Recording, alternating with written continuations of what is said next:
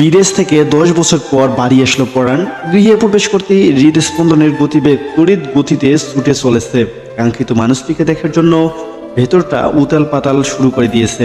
পরাণের আখি যুগলে শুধুই তাকে দেখার তৃষ্ণা জেগেছে। মানুষটা কি জানে না পরাণ তাকে দেখার জন্য কতটা ছটফট করছে? মানুষটা তাকে কেন যে এতটা পড়ায়? সে ধরনীর সব ব্যথা সহ্য করতে পারলেও তার দেওয়া ব্যথা সহ্য করতে পারে না। ভেতরটা চূর্ণ বিচূর্ণ হয়ে যায়। রেহেনা ছেলেকে দেখে দৌড়ে এসে আলিঙ্গন করলেন, সমস্ত মুখ স্মৃতিতে আদরে আদরে ভরিয়ে তুললেন। কেমন আছো মা? সবাইকে দেখছি, তুষিকে দেখছি না। তুষি কোথায়? পাজিটা সারাক্ষণ আমাকে জ্বালিয়েছে, এখন কোথায় লুকিয়ে আছে? পরাণের কথায় রেহেনা আর চোখে বিনুর দিকে তাকায়। বিনু মস্তক নুইয়ে দাঁড়িয়ে আছে, বিনুর হাতেই তুষির ফোন।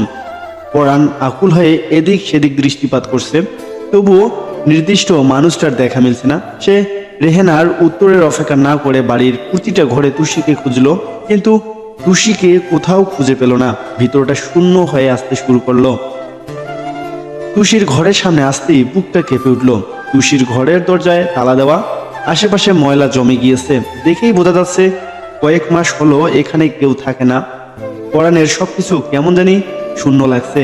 সে ধপ করে মাটিতে বসে পড়লো। কাল রাতেও তো বলল, পরাণ ভাই, তাড়াতাড়ি দেশে আসো, তোমার ঠোঁটে চুমু খাবো। অজানা হাহাকারে ভেতরটা জলে পুড়ে যাচ্ছে। তার খালি মনে হচ্ছে জীবনের সবচেয়ে মূল্যবান জিনিসটা সে হারিয়ে ফেলেছে। মনের মধ্যে ফাঁকা ফাঁকা লাগছে। আখি যুগল রক্তিম বর্ণ ধারণ করেছে। সে বিধ্বস্ত অবস্থায় খাবার ঘরে এলো, শান্ত কণ্ঠে জবাব দিল, তুষি কোথায় মা? এতদিন পর দেশে আসলি, বাবা মায়ের খোঁজ তো একবারও নিলি না। এসেই তুষি তুষি করে পাগল হয়ে গেছিস। ওই অপয়া মেয়ের আমাদের খেয়ে আমাদের পরে আমাদেরকে না জানিয়ে বাড়ি ছেড়েছে। সে কোথায় আমি কিভাবে বলবো? তোর সাথে তার এত মিলছে, তোকে জানাইনি? সে আমাদের বাড়িতে আর থাকে না। মস্তকেরও উপরের বিশাল আকাশটা পরাণের মস্তকে এসে পড়ল। সে দুকদম পিছিয়ে গেল। তার বিশ্বাস করতে কষ্ট হচ্ছে সে তুষিকে দেখতে পাবে না, যাকে দেখার তৃষ্ণায় 6টা মাস ছটফট করেছে। সে অপেক্ষার ফল এতটা তিক্ত হবে কে জানতো? জানলে 6 মাস আগেই পরাণ বাসায় চলে আসতো। 6 মাস ধরে তুষি বাসায় নেই, তাই তো? ছেলের কথা চমকে উঠলেন রেহেনা। ছেলে যে এত সহজে সবকিছু ধরে ফেলবে তার ঘুণাক্ষরেও টের পাননি তিনি। এখন সে ছেলেকে কি জবাব দিবে? ভয়ে পুরো শরীর অবশ হয়ে আসছে। বিনুর হাতে তুষির ফোনটা দেখতেই পরাণের ভেতরটা মসুর দিয়ে উঠল। সে খপ করে বিনুর থেকে ফোনটা কেড়ে নিয়ে বলল, তুষির ফোন তোর কাছে কেন বিনু? ভাইয়া, তুষি যাওয়ার সময় সবকিছু রেখে গিয়েছে, তাই তুষির ফোন মা আমাকে দিয়ে দিয়েছে। তুই জানিস না কারো জিনিস অনুমতি না নিয়ে ধরতে হয় না? তাহলে তুই কেন তুষির ফোন নিয়েছিস? তুষি যদি চলেই গিয়ে থাকে তাহলে এতদিন আমার সাথে কথা বলেছে কে? আবার একটু একটু সন্দেহ হয়েছিল জানিস, কিন্তু তুষির জেদের কাছে আমি সেই কবেই হার মেনেছি। আমি ভীষণ বোকা, তাই না?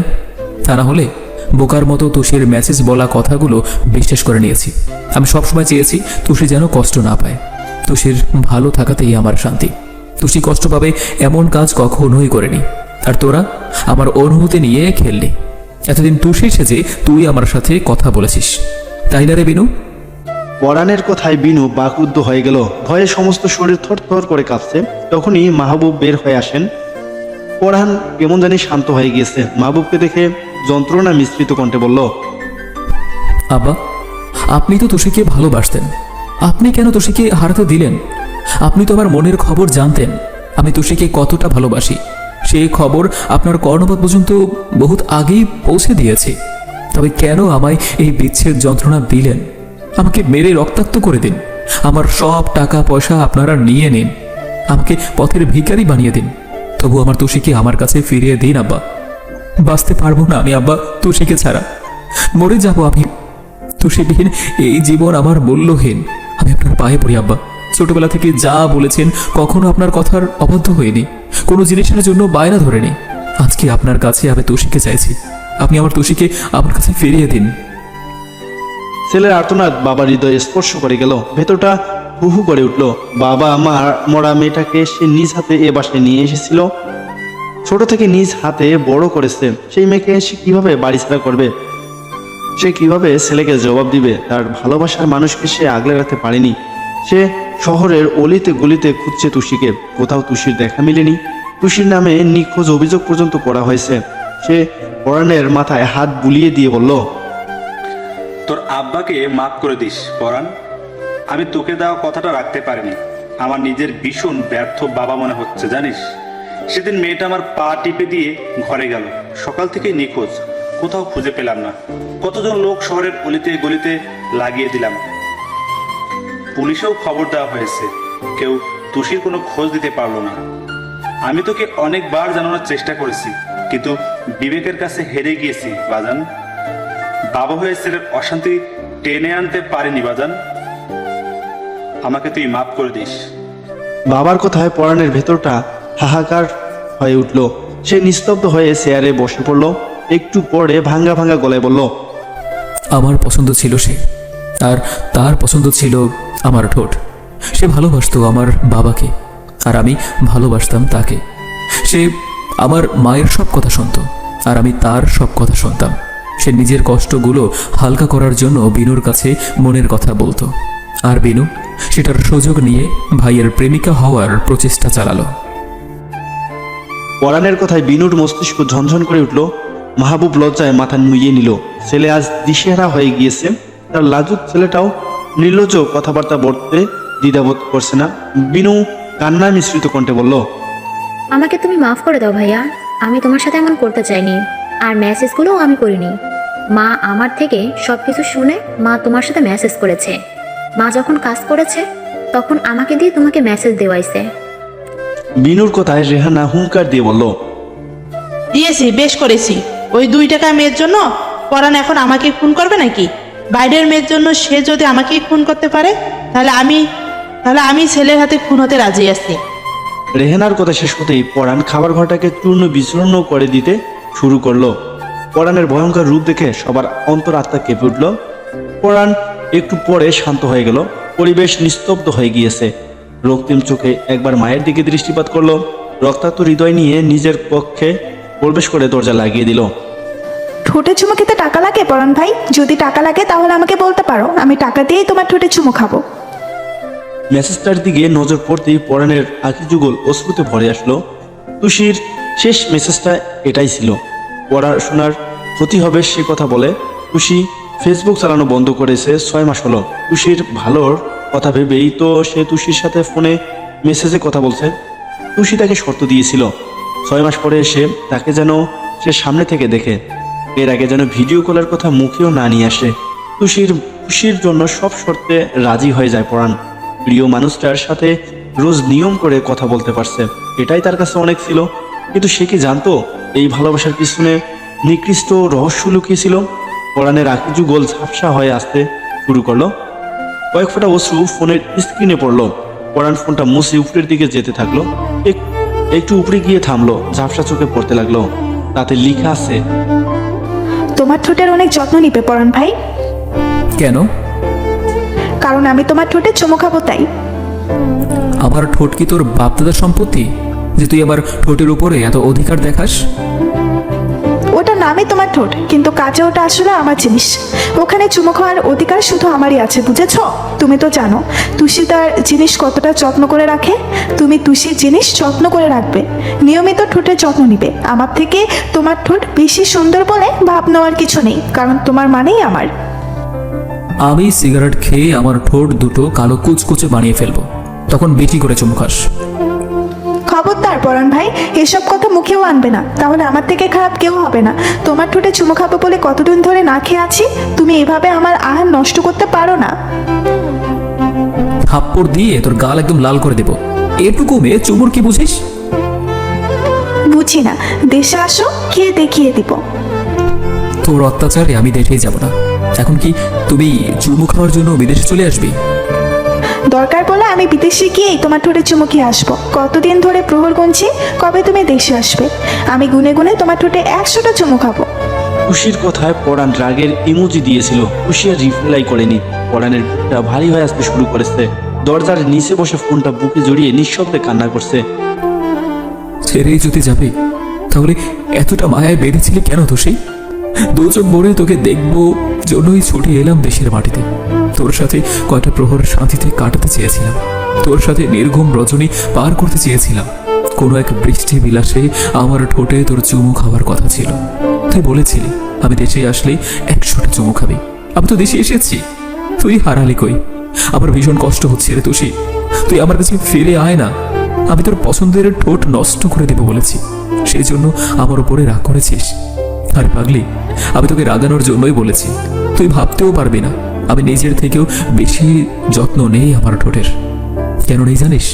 কারণ আমার ঠোঁট তোর ভীষণ প্রিয়, আর আমার প্রিয় ছিলি তুই। তোর প্রিয় জিনিস তোর পরাণ ভাই কখনো নষ্ট করতে পারে? পৃথিবীর যে প্রান্তে তুই থাকিস না কেন তোষী, আমি তোকে খুঁজে বের করবই। তোর পরাণ ভাইয়ের উপরে তোর বিশ্বাস আছে তো তোষী? পরের দিন সকাল থেকে পরাণ চোখ মেলে নিজেকে মাটিতে আবিষ্কার করলো। কালকে তুষির কথা ভাবতে ভাবতে কখন যে ঘুমিয়ে পড়েছে সেদিকে তার খেয়াল নেই। মনটা ভীষণ বাজেভাবে অসুস্থ হয়ে পড়েছে। মনটাকে সুস্থ করার জন্য নির্দিষ্ট মানুষটার প্রয়োজন, কিন্তু মানুষটাকে সে কোথায় পাবে? পরাণের দরজায় কেউ কড়া নাড়ছে। পরাণ উঠে দরজা খুলে দেখলো বিনু দাঁড়িয়ে আছে। ভাইয়ের করুণ অবস্থা দেখে বিনুর কলিজা কেঁপে উঠলো। সে নিজেকে সামলে নিয়ে বলল, ভাইয়া, কালকে ব্যাগগুলো তুমি বাইরে রেখে এসেছিলে, সবাই কত করে ডাকলো, তুমি দরজা খুললে না, তাই তোমার ব্যাগগুলো রাখতে আসলাম। পরাণের মুখ স্মৃতিতে তাচ্ছিল্য ফুটে উঠলো। তাকে রক্তাক্ত করে দিয়ে তার ব্যাগের চিন্তা করছে? আরে মানুষ। পরাণ গম্ভীর কণ্ঠে বলল, ওই ছোট ব্যাগটা রেখে সব তোর মায়ের ঘরে নিয়ে যা, এসবের আমার কোনো প্রয়োজন নেই। কথাগুলো বলেই ব্যাগটা নিয়ে দরজা লাগিয়ে দিল পরাণ। গোসল করার প্রয়োজন, সে ওয়াশরুমে গিয়ে গোসল করে নিল। তারপরে ব্যাগটা যত্ন সহকারে তুলে রাখলো, কেউ যেন ব্যাগটা খুলতে না পারে সেজন্য তালা দিয়ে চাবি লুকিয়ে রাখলো। প্রচণ্ড ক্ষুধা পেয়েছে, কিন্তু খেতে ইচ্ছে করছে না। তার যন্ত্রণা নিবারণের জন্য হলেও তাকে খেতে হবে। সে বাইরে বের হয়ে গেল। তাকে দেখেই মাহবুব বললেন, তুই উঠেছিস বাজার? আমি তোর জন্যই অপেক্ষা করছিলাম। কতদিন তোর সাথে বসে খাওয়া হয় না, সকাল থেকে না খেয়ে তোর জন্য বসে আছি। পরাণ কোনো কথা না বলে খাবার টেবিলে গিয়ে বসলো। কয়েকবার খেতে আর খেতে ইচ্ছে করছে না। পেটে প্রচুর ক্ষুধা রয়েছে, কিন্তু গলা দিয়ে খাবার নামছে না। চোখ দিয়ে কয়েক ফোঁটা অশ্রুকণা ভাতের প্লেটে গিয়ে পড়লো। ছেলের অশ্রু মাহবুবের ভেতরটা রক্তাক্ত করে দিচ্ছে। সে কিছু বলতে যাবে, তার আগেই পরাণ হাত দিয়ে উঠে গেল। বাইরে আসতেই আশেপাশের মানুষ তাকে জেকে ধরলো। দীর্ঘ সময় পর সবাই চলে যেতেই পাড়ার হেলাল চাচার দোকানে গিয়ে বসলো। চাচা, আমাকে এক কাপ চা দিবেন? পরাণ বাবা, কবে আসলে? ভালো আছো তুমি? আলহামদুলিল্লাহ চাচা, ভালো আছি। বিদেশে ভালো মতো খেতে পাওনি তুমি, চোখ মুখ এত শুকনো লাগছে কেন? পেয়েছি চাচা, অনেক দূর থেকে এসেছি, ঘুমিয়েছি কম, সেজন্য হয়তো দেখতে এমন লাগছে। তোমাকে 1 কাপ চা দিব নাকি 2টা? তুষি এসে প্রতিদিন 2 কাপ করে চা খেয়ে যেত, বলতো একটা তার আর একটা তার পরাণ ভাইয়ের। আমি কইলাম তুই খাইলে কি পরাণের খাওয়া হবে? সে আমারে কয় তুষি খাইলেই নাকি পরাণ ভাইয়ের খাওয়া হয়ে যাবে। হেলাল চাচার কথায় পরাণ মলিন হাসলো। হেলাল ধীর কণ্ঠে বলল, মায়াটা সারাক্ষণ জ্বালাইছে। একদিন তোমার মা রাইতের বেলা মায়াটারে কোথায় নিয়ে গেল, আর ফিরল না মায়াটা। তোমার মারে কিছু জিজ্ঞাইলেই আমার উপরে চেইত্তা যায়, সেই জন্য খারাপ লাগলেও বলি না। তুমি তুষির ব্যাপারে কিছু জানো? বিয়া দিয়া দিস নাকি? হেলাল চাচার কথায় পরাণের ভিতরটা মোচড় দিয়ে উঠল। সে কোনো রকমের উত্তর দিল। না। সে কোনো রকমে উত্তর দিল। চা খেয়ে বাসায় চলে আসলো পরাণ। সে আগেই বুঝেছিল তার মাই তুষিকে কিছু করেছে। ঠান্ডা মাথায় তাকে কাজ করতে হবে। সে নিজের কক্ষে আসলো। পড়ার টেবিলের কাছে একটা খাতা দেখতে পেল। এই খাতাটা তো তার না। খাতা খুলতেই নজরে আসলো কিছু লেখা। তোমার ভাই আমার ভাই, পরাণ ভাই, এলাকাবাসী মিলে বেঁধেছে জোট। আমি একাই দেব পরাণ ভাইয়ের ঠোঁটে 100 কোটি ভোট। আমার ভাই তোমার ভাই, পরাণ ভাই আমার জামাই। লেখাগুলো দেখে মনের অজান্তেই হেসে ফেলল পরাণ। ঠোঁটে চুমো খেলে কি পাপ হয় পরাণ ভাই? তুষির কথায় পরাণ রক্তিম চোখে তুষির দিকে দৃষ্টিপাত করলো। রাগান্বিত হয়ে বলল, তোকে এসব কথা শেখায় কে? আমার আমাকে শেখানো লাগে না, তোমার ঠোঁট দেখলেই আমার ভিতর থেকে কথাগুলো চলে আসে। তোর মতো অসভ্য আর নির্লজ্জ মেয়ে দুটো দেখিনি। সে আমি অসভ্য হই আর ভালো হই, আমি তো তোমারই, তাই না? বলো, এখন বলো, ঠোঁটে চুমো খেলে পাপ হয় নাকি? হ্যাঁ হয়। তাহলে আজ থেকে আমি তোমার মতো সিগারেট খাবো, তাহলে আমার আর পাপ হবে না। তোমার ঠোঁটে চুমো খাওয়ার নেশাটা আমার কেটে যাবে। তোকে কেন আমি আমার ঠোঁটে চুমু খেতে দেবো? তোকে ধরতে গেলেই পালিয়ে যাস। এবার আর পালাবো না, একবার দিয়েই দেখো। তুষির কথায় পরাণ তুষিকে ধরতে যাবে, তখনই তুষি হাওয়ায় মিলিয়ে গেল। পরাণের মুখশ্রী বেয়ে ঘাম গড়িয়ে পড়েছে। সে ধরপড়িয়ে উঠে বসলো, পুরো ঘরটা পর্যবেক্ষণ করলো। ঘরের কোথাও তুষি নেই। মুহূর্তের মধ্যে পরাণের মনটা বিষাদে ছেয়ে গেল। বুকের মধ্যে হাহাকারের মিছিল শুরু হলো। আজ 3 মাস হয়ে গেল পরাণ তুষির কোনো খোঁজ পায়নি। রেহানাকেও বলেও একটা শব্দ মুখ দিয়ে বের করেনি। কারো জীবন থেমে থাকেনি, সবাই আগের মতো জীবন যাপন করতে ব্যস্ত। কিন্তু থেমে গিয়েছে একটি মানুষের হৃদয়, সেটা হলো পরাণ। এখন সে রোজ নিয়ম করে 3 বেলা সিগারেট খায়, মাঝে মধ্যে মদ্যপান করতেও দ্বিধাবোধ করে না। তুষির পছন্দের ঠোঁটটা ধীরে ধীরে সৌন্দর্য হারিয়ে ফেলেছে। তুষি তার দেওয়া কথা রাখেনি। পরাণও তার শখের জীবন পুরাইতে পুরাইতে ছাই করে দিল। ছেলের অধপতন দেখে মাহবুব রেহানাকে বুঝিয়েছে, তবুও রেহানার মন গলেনি। তার এক কথা, নিজের বাড়ির আশ্রিতা মেয়েকে সে কিছুতেই বাড়ির বউ হিসেবে মেনে নিবে না। পরাণ কেমন জানি শান্ত হয়ে গেছে, আগের মতো পাগলামি করে না, সারাদিন চুপচাপ থাকে, প্রয়োজন ছাড়া কথা বলে না, একদম জীবিত লাশের মতো। তাকে দেখে যে কারো অন্তরাত্মা কেঁপে উঠবে। রায়ার শখের ফুলদানিটা তুষির হাত থেকে ভেঙে পড়ে গেল। তা দেখে ভয়ে তুষির শরীর থরথর করে কাঁপতে লাগলো। তখনই রিয়া দৌড়ে এসে তুষিকে সরিয়ে দিয়ে নিজের তুষির জায়গায় দাঁড়ালো। তবুও তুষির শেষ রক্ষা হলো না। রায়া এসে তুষির চুলের মুঠি ধরলো। তুষি ব্যথায় কুকড়িয়ে উঠল। রিয়া রাগান্বিত হয়ে বলল, তুমি ওকে মারছো কেন আপু? তুষির কোনো দোষ নেই, আমি তোমার ফুলদানিটা ভেঙেছি। মারতে হলে তুমি আমাকে মারো, আমার ভুলের শাস্তি কেন তুমি তুষিকে দিচ্ছ? তুই কবে থেকে তুষির চাঞ্চা হয়ে গেলি রে? আগে তো তুষিকে দুই চোখে সহ্য করতে পারতি না, ইদানিং তুষির প্রতি তোর দরদ উতলে পড়ছে, তাই না রে? তোর কি মনে হয় আমি দেখিনি ফুলদানিটা তুষি ভেঙেছে? তুষির হয়ে সাফাই গাইতে এসেছিস, আজকে এই মেয়েকে আমি মেরেই ফেলবো। সামান্য কাছের লোক হয়ে নিজেকে কি মনে করে ও? আমার শখের ফুলদানিটা ভেঙে ফেললো, এত বড় সাহস!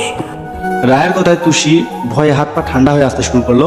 সে যতই ভুল করতে কম চায়, ভুলগুলো ততই তার সামনে এসে হাজির হয়। কালকের মারের ব্যথাটা এখনো শরীর থেকে যায়নি। আজকে মার খেলে নির্ঘাত সে মারা যাবে। তুষি কান্না মিশ্রিত কণ্ঠে বলল, আমি ইচ্ছে করে আপনার ফুলদানি ফেলিনি আপু, ঘর মুছতে গিয়ে কিভাবে যে হাত লেগে পড়ে গেল সেটা আমি বুঝতে পারিনি। এবারের মতো আমাকে মাফ করে দিন, আমি এরপর থেকে আরো সতর্ক হয়ে কাজ করব। তখনই রেনু এসে তুষির গালে থাপ্পড় বসিয়ে দিল। রেনুকে দেখে রায়া আরো হিংস্র হয়ে উঠল।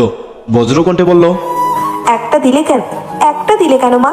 আরো কয়টা লাগিয়ে দাও। অসভ্য মেয়ে, একে তো ফুলদানি ভেঙেছে, আবার বড় বড় কথা বলছে। আমার ভুল হয়ে গেছে বড় মা, আমি আর এমন ভুল জীবনেও করব না। আল্লাহ দুহাই লাগে, আজকে আমাকে মারবেন না, আজ আমাকে মারলে আমি মরেই যাব। তুষির কথা শেষ হওয়ার সাথে সাথেই রুহি এসে তুষির হাত ধরে টানতে টানতে ওয়াশরুমে নিয়ে গেল। সেখানে ঝর্ণা ছেড়ে দিয়ে বলল, তুই আমাদের মারতে নিষেধ করেছিস, আমরা তোকে মারবো না। টানা 2 ঘন্টা এখানে দাঁড়িয়ে থাকবি, গলা দিয়ে একটা আওয়াজ বের হলে আমার থেকে খারাপ কেউ হবে না। কথাগুলো বলেই রুহি দরজা লাগিয়ে দিয়ে চলে গেল। তুষি চিৎকার দিয়ে বলল, আমাকে ছেড়ে দাও, আমার পরাণ ভাই আসলে তোমাদের সবাইকে মেরে ফেলবে, একজন কেউ বাঁচতে দিবে না। আমার পরাণ ভাই কিছুতেই তার তুষির কষ্ট সহ্য করবে না। তোমরা ভাবতেও পারছো না পরাণ ভাই সবকিছু জানলে পরিস্থিতি কতটা ভয়াবহ হবে। এই যে পরাণ ভাই করে জীবন দিচ্ছিস, এই 6 মাসে পরাণ কেন কোনো পরাণ ভাইও তোর খোঁজ নিতে আসেনি। এতটাই ভালোবাসি তোকে তোর পরাণ ভাই। তোর তুষি কান্নায় ভেঙে পড়ল। সত্যি তো, তার পরাণ ভাই কি তাকে ভালোবাসে না? তাকে যদি ভালোই বাসতো তাহলে তার খোঁজ এতদিন কেন নিল না? তার মামুনি কি তার পরাণ ভাইকে সবকিছুই বলে দিয়েছে? তার পরাণ ভাই নিশ্চয়ই তাকে ঘৃণা করছে। না না, তার পরাণ ভাই তাকে ঘৃণা করতেই পারে না। তুষি চিৎকার দিয়ে বলল, পরাণ ভাই ঠিক আসবে, দেখো, এসে তোমাদের থেকে আমাকে ছিনিয়ে নিয়ে যাবে। তোর পরাণ ভাই আসলেই বুঝি আমরা দিয়ে দিব? তোকে 2 লক্ষ টাকা দিয়ে কিনেছি। আগে আমাদের 2 লক্ষ টাকা উসুল হবে, তারপর তোকে যেতে দিব। এর আগে 1 পাও নড়তে দিব না। আমি এই জন্যই তোমাদের বাসায় টিকে আছি। তোমরা যে অমানুষ, তোমাদের বাসায় কোনো কাজের মেয়েই টিকবে না। তুষির কথা জ্বলে উঠল রায়া। তুষিকে মারার জন্য এগিয়ে আসতেই রিয়া রায়ার হাত ধরল। একটা শাস্তি মেয়েটা ভোগ করছে, একবারেই মেরে ফেলবে নাকি? তুষি তো ঠিকই বলেছে, আমাদের ব্যবহারের জন্য কোনো কাজের লোক আমাদের বাসায় টিকে না। তুষি মামনিকে টাকার লোভ দেখিয়ে তুষিকে নিয়ে আসতে পারছো, এত অত্যাচার করছো। ওর মামনির টাকা নিয়ে এসে যদি বলে এই নাও তোমাদের টাকা, আমার মেয়েকে আমার কাছে ফিরিয়ে দাও, তখন কাজের লোক কোথায় পাবে? তাই বলছি, যা করবে সীমার মধ্যে থেকে করবে, সীমা লঙ্ঘন করো না, দেখবে মশাও বাঘে পরিণত হয়ে যাবে। রিয়ার কথায় দমে যায় রায়া। রুহি ও রায়া অবাক নয়নে রিয়ার দিকে তাকিয়ে আছে। তাদের ছোট বোনটা এতটা তুষিভক্ত হয়ে গেল কিভাবে, সেটা দুজনের মাথায় আসছে না। দুজন রাগে হনহন করে রুম থেকে বের হয়ে গেল। পরাণ বিছানায় শুয়ে 3য় নাম্বার সিগারেটটা ধরালো। ভেতরটা পুড়তে পুড়তে কয়লা হয়ে যাচ্ছে, তবুও প্রিয় মানুষকে খুঁজে পাচ্ছে না। মৃত মানুষ মরে গেলে সেই শোক সামলিয়ে উঠে যায়, কিন্তু জীবিত মানুষ হারিয়ে গেলে সেই শোক কিভাবে সামলাবে পরাণ? দু চোখ বেয়ে অশ্রুকণা গড়িয়ে পড়ছে। ফোন হাতে নিতে তুষির হাস্যজ্জ্বল মুখশ্রী ভেসে উঠল। ভিতরের আগুন দাউ দাউ করে জ্বলে উঠল। না পাওয়ার শূন্যতায় ভেতরটা দম বন্ধ হয়ে মারা যেতে চাইছে। বেঁচে থাকতে কি তুষির দেখা পাবে না সে? কথাগুলো ভাবতেই বুকটা ভারী হয়ে আসলো পরাণের। তোর চুমুখার জিনিস দেখা যায় তুষি? রিয়ার কথায় তুষি সামনের দিকে দৃষ্টিপাত করতেই তুষির হৃদস্পন্দনের গতিবেগ বেড়ে যায়। কতগুলো প্রহর অপেক্ষা করছে এই মানুষটাকে এক নজর দেখার জন্য, কিন্তু পরাণের হাতে সিগারেট দেখেই তুষির মস্তিষ্ক টকবক করে উঠল। সে রাস্তার মাঝখানে দিয়ে উন্মাদের মতো পরাণের কাছে ছুটে গেল। পরাণ সিগারেটটা ঠোঁটে চেপে ধরবে, এমন সময় তুষি সিগারেটটা কেড়ে নিয়ে সিগারেটের জ্বলন্ত আগুন পরাণের ঠোঁটে চেপে ধরল। আকস্মিক ঘটনায় পরাণ রেগে সামনে থাকা ব্যক্তিকে কিছু বলতে যাবে, তখনই তার সমস্ত ধরনই থেমে যায়। রক্তিম চোখে তুষি পরাণের দিকে দৃষ্টিপাত করে আসছে। দোকানি এসে পরাণকে বলল, এই নাও বাবা তোমার চা। তুষি চাটা পরাণের ডান হাতে ফেলে দিল। পরাণ ব্যথায় কুকড়িয়ে উঠল। তুষি সত্যি তার সামনে আসছে কিনা সেটা দেখার জন্য ব্যথাকে উফে করে একা হাতে তুষির গালে স্পর্শ করলো। সাথে সাথেই তুষি ঝাড়া দিয়ে হাত সরিয়ে দিল। পরাণ উপলব্ধি করতে পারছে এটা তার ভ্রম নয়, তুষি সত্যি সত্যি তার সামনে দাঁড়িয়ে আছে। পরাণের আঁখি যুগল টলমল করছে। গভীর আলঙ্গনে তুষিকে শুয়ে দিতে ইচ্ছে করছে, কিন্তু তুষিকে শুয়ে দেওয়ার অধিকার এখনো তার হয়নি। আবেগকে নিয়ন্ত্রণ করতে হবে। পরাণকে কিছু বলার সুযোগ না দিয়ে বলল, তোমার এতটা অধপতন হয়ে গেছে পরাণ ভাই? তোমাকে আমি কি বলেছিলাম? তুমি আমার ইচ্ছের মূল্য দিলে না। টাকা পয়সা হয়ে গেলে মানুষ বুঝি এভাবেই বদলে যায়। আমারই ভুল হয়েছে। মামুনির সাথে চুক্তি করেছিলাম তোমার সাথে প্রেমের অভিনয় করব, তারপর তোমাকে দেশে আসতে বাধ্য করব। প্রেমের অভিনয় করতে গিয়ে কখন যে তা ভালোবাসায় পরিণত হয়ে গেল সেটা ঘুণাক্ষরেও টের পেলাম না। আমি অভিনয় করতে গিয়ে ভালোবাসার কাছে হেরে গেলাম, আর তুমি সব সত্যিটা শুনে বদলে গেলে। একটাবার আমার বোঝার চেষ্টা করলে না, জানতে চাইলে না আমি বেঁচে আছি নাকি মরে গিয়েছি। তোমরা ছেলেরা এমনই হও জানো। আমারই ভুল। আমি তো তোমাদের বাড়ির আশ্রিতা ছিলাম, যার কোনো টাকা পয়সা নেই। সেই মেয়েকে কেন তোমার মতো টাকা পয়সাওয়ালা ছেলে বিয়ে করবে? তোমাকে বলেছিলাম আমি তোমার হই বা না হই তুমি তোমার ঠোঁটটাকে আগলে রেখো, সেটা আমার ভীষণ প্রিয়। কিন্তু তুমি কি করলে? নিকোটিন দিয়ে ঠোঁটটাকে ধ্বংস করে দিচ্ছ। আমি ভুল কিছু বলে থাকলে মাফ করে দিবে। আমি তো আর তোমার বউ না যে তোমার উপরে এত অধিকার দেখাবো। এখনো ঠোঁটটা সতেজ আছে, নষ্ট হতে দিও না। আমার তোমার উপরে আর কোনো অধিকার নেই, কিন্তু তুমি আমার পছন্দের জিনিসটা নষ্ট করে দিয়েছো দেখে আমার সমস্ত শরীর জ্বলে যাচ্ছে। কথাগুলো বলেই দু হাতে পরাণের চুলগুলো টেনে ধরলো। পরাণ মুখ দিয়ে একটা শব্দও বের করছে না। তা দেখে রিয়ার চোখ বড় বড় হয়ে গেল। তুষি ছাড়া আমাদের বাসায় যেতে হবে, তোর জন্য মার খেতে পারবো না। রিয়ার কথায় পরাণ তুষির হাত নিজের হাতের মধ্যে পুড়ে নিল। রাগান্বিত হয়ে বলল, আমার তুষি আপনার সাথে যাবে না। আমি কেন যাব না? তোমার মা আমাকে 2 লক্ষ টাকা দিয়ে তাদের বাড়ির কাজের লোক হিসাবে বেচে দিয়েছে। তাদের টাকা এতটা সস্তা এসে গিয়েছে নাকি? আমি তোমার সাথে যাব না। আমার তুষিও এতটা সস্তা এসে যায়নি। তাদের 2 লক্ষ টাকা আমিই ফিরিয়ে দেব। তারা যেন এসে টাকাগুলো আমার থেকে বুঝিয়ে নিয়ে যায়। তোমার মায়ের অভিশাপ নিয়ে সারা জীবন পার করতে পারবো না। তোমাদের বাসার লবণ খেয়েছি। তোমার মাকে কষ্ট দিয়ে ওই বাড়িতে ফিরে যেতে চাই না। বেশি কথা বললে তুই ঠোঁটে চুমু খাওয়ার আগে আমি এখনই রাস্তায় দাঁড়িয়ে তোর ঠোঁটে চুমু খাবো, বুঝতে পেরেছিস? তুষির চোখগুলো বড় বড় হয়ে গেল। তার পরাণ ভাই এমন কথা বলতে পারে, এটা তার ধারণার বাইরে ছিল। তুষিকে অবাক করে দিয়ে পরাণ তুষিকে কোলে তুলে নিল। একটা গাড়ি ডেকে উঠে বসলো। রিয়া হা হয়ে তাকিয়ে আছে। সে একটু ভয় পাচ্ছে, কিন্তু আনন্দ লাগছে। কত সাধনা করে পরাণের কাছে তুষিকে নিয়ে আসতে হয়েছে। দুটি প্রেমিক যুগলকে এক করতে পেরেছে, এতেই তার শান্তি। রিয়া বাসায় চলে গেল। তুষি ছটফট করছে। পরাণ রক্তিম চোখে তাকালো। পরাণের দৃষ্টি দেখে সমস্ত তেজ নিতিয়ে গেল তুষির। পরাণ বাসায় আসতেই রেহেনা এগিয়ে আসলো। তুষি, তুই আমাকে মাফ করে দিস। আমার জন্য আমার ছেলেটা অনেক কষ্ট পেয়েছে। আমি বুঝতেছি তুই আমার ছেলের সুখ শান্তি। আমি চাই তুই আমার ছেলেকে আগের মতো করে দে, আর আমার ছেলের বউ হবি তুষি। এমন আদুরে কথায় তুষির ভীষণ কান্না পেল। সে মাথা নুইয়ে কান্না করছে। রেহেনা তুষিকে বুকে আগলে নিয়ে বলল, আমি আমার ভুল বুঝতে পেরেছি। তোকে অনেক খুঁজেছি, কিন্তু কোথাও পাইনি। ওরা বাসা বদলেছে মামুনি। আমি তোকে পরাণে বউ বানাতে চাই। তুই আমার ছেলের বউ হবি। তুমি মন থেকে বললে হব। বিকেলে ঘরোয়াভাবে তোদের বিয়ে হবে। এখন গিয়ে বিশ্রাম কর। আমি তাদের টাকা তাদের ফিরিয়ে দিয়ে এসেছি। দিয়ে আমাকে সাহায্য না করলে এত কিছু করতে পারতাম না। তুষি মনে মনে রিয়াকে কৃতজ্ঞতা প্রকাশ করলো। পরাণ বিদেশ থেকে তুষির জন্য লাল টুকটুকে শাড়ি নিয়ে এসেছিল, সাথে অনেকগুলো গহনা। সেগুলো পরেই তুষি কবুল বলে পরাণকে নিজের স্বামী হিসেবে গ্রহণ করলো। বাড়িতে আজ আনন্দের মেলা বসেছে। বিনু ও তুষির থেকে মাপ চেয়েছে। মাপ করাতেও অদ্ভুত এক শান্তি আসছে, যে শান্তি তুষি অনুভব করতে পারছে। সময়ের সাথে রাত গভীর হতে শুরু করেছে। তুষিকে পরাণের ঘরে বসিয়ে দেওয়া হয়েছে। রাত 12টায় পরাণ নিজের ঘরে আসলো। তুষির পাশে বসে বলল, আমাকে যে এত কষ্ট দিলি, এখন তোর কি শাস্তি হওয়া উচিত বল? ভেবেছি এসেই তোকে দেখব আর আমার ঘরের বউ বানাবো। তুই আমার ঠোঁটে চুমু খাবি, সবকিছু এক নিমেষেই জ্বালিয়ে পুড়িয়ে ছাড়খাড় করে দিলি। তুষি কোনো কথা না বলে রাগান্বিত হয়ে শুয়ে পড়ল। পরাণ বিছানায় উঠে বসলো। তুষির হাতে হাত রাখতেই তুষি হাত সরিয়ে দিল। পরাণ তুষিকে টেনে তুলল। তুষি হাত সরাতে গিয়ে আচমকা পরাণের গালে থাপ্পড় বসে গেল।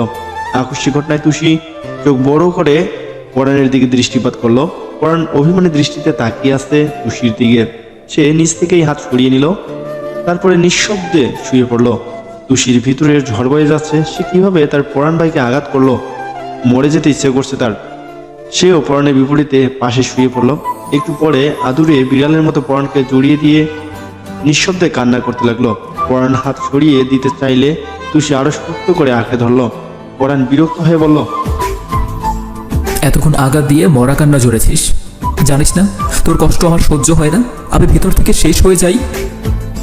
আমাকে মাফ করে দাও পরাণ ভাই। আমি তোমাকে মারতে চাইনি। তুমি সিগারেট খাও, এটা আমি মেনে নিতেই পারিনি। কেন জানি খুব রাগ হচ্ছে, সাথে বিরক্ত হচ্ছি। চুমু খাওয়ার মানুষ না থাকলে সিগারেট খেয়েই শান্ত থাকতে হয়। তাহলে আমি কি মরে গিয়েছি? কালকেই চলে যাব। তুমি আর আমাকে আগের মতো ভালোবাসো না। কথাগুলো বলেই তুষি সরে যাচ্ছিল। পরাণ তড়িৎ গতিতে সামনের দিকে ঘুরে তুষিকে বুকের শান্তি মিলিয়ে নিল। তুই নিয়মিত চুমু খেলে আমি আর সিগারেট খাবো না। যে ঠোঁটে সিগারেট খেয়েছো, সেই ঠোঁটে আমি জীবনেও চুমো খাবো না। চুমুর লোভ দেখিয়ে আমাকে বিদেশ থেকে দেশে নিয়ে এসেছিস, আমি তো চুমু খাবোই। কথাগুলো বলেই তুষির ঠোঁটে ঠোঁট ডুবিয়ে দিল পরাণ। তোকে অনেক ভালোবাসি তোষি। তুই আমায় রেখে চলে গেলে আমার নিশ্চিত মৃত্যু হবে, বাঁচতে পারবো না। যেই ঠোঁটে তোর ছোঁয়া পেয়েছি, সেই ঠোঁটে আর কোনোদিন মাদক উঠবে না, কথা দিলাম তোকে। তুই শুধু আমাকে ছেড়ে যাস না। আমি ছেড়েও যাব না, সিগারেটও খেতে দিব না। তোমার ঠোঁট শুধু আমার, চুমুও আমার, শুধু আমি খাবো। কথাগুলো বলেই পরাণের ঠোঁটে চুমু খেলো। পরাণ তুষিকে নিজের বুকের মধ্যে শক্ত করে জড়িয়ে ধরলো। কত সাধ্য সাধনা করে দুটি প্রেমিক হৃদয়ে এক হলো। সেখানে আছে শুধু ভালোবাসা আর ভালোবাসা। তাদের ভালোবাসা দেখে চন্দ্র ও লজ্জায় মুখ লুকিয়ে ফেলল।